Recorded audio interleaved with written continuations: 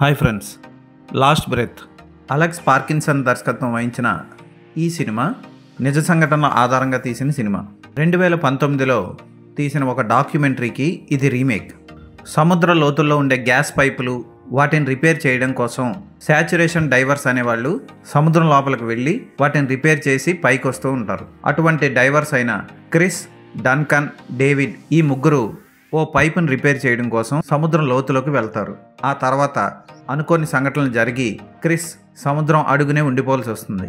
Oxygen 8 నిమిషాలు మాత్రమే మిగులుతుంది. ఆ టైంలో డన్కన్, డేవిడ్ క్రిస్ని కాపాడడం కోసం ఏం చేశారు, క్రిస్ బతికి బయటపడ్డా అన్నది మిగిలిన సినిమా. 300 అడుగుల లోతుల్లోకి వెళ్ళి గ్యాస్ పైపులు బాగు చేసే డైవర్స్ వాళ్ళ జీవితాలు ఎంత భయంకరంగా ఉంటాయి, చిన్న మిస్టేక్ చేసినా ప్రాణాలు ఎలా పోతాయి అన్నది చక్కగా చూపిస్తారు ఈ సినిమాలో.